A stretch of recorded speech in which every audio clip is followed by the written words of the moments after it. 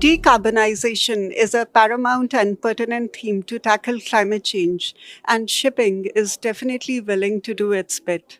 Hi, I'm Surabhi Sahu. I'm an editorial lead at S&P Global Commodity Insights, and joining me here today is Denis Bonhomme. He is the Global Sales and Business Development Director at TotalEnergies Marine Fuels.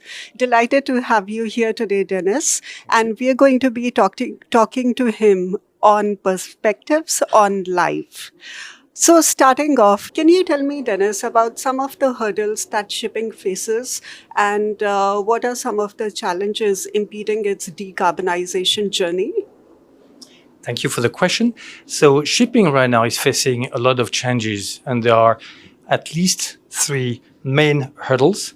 The first one is cost, because the new fuels that we need to be able to supply to the industry are very often a bit more costly. So some of them that TotalEnergies proposes are at about the same price level as conventional fuels. I'm thinking in particular on LNG and biofuels, but the future fuels will be and are today more expensive, so we need to reduce the cost.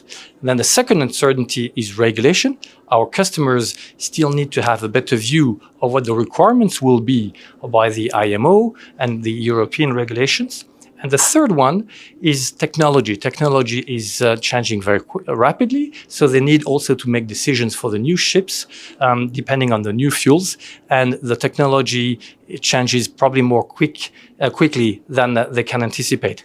The last change is also cultural. Today, the industry is very much used to going to any place in the world, any port in the world to bunker. And if you look at new fuels, they will only be available into specific locations, like LNG, for example. Right, that's a lot for shipping to navigate through. So tell me, Denis, how is your company doing its bit to aid sustainable shipping? So TotalEnergies is committed to support the maritime industry in their decarbonization efforts by proposing low carbon products and fuels. The future of the LNG, of the shipping industry, is definitely multi-fuel. So right now, on top of the conventional fuels, which the industry requires, TotalEnergies is proposing LNG, which helps to decarbonize because it's a lower carbon fuel. Then biofuels, which are today already being sold by TotalEnergies to the maritime sector, both in Europe and in Asia. And we are also developing with a lot of innovations and R&D new products. For example, we are now looking at new biofuels products by investing in our research and development and labs. We are also looking, and we have already starting selling biomethane as an addition to our LNG to help the industry decarbonize. That's indeed very exciting, which brings me on to my next question, Denis. Which among these gamut of alternative or zero carbon fuels do you think is the front runner or the fuel of choice for the future? Is it going to be methanol, ammonia, or some other fuel?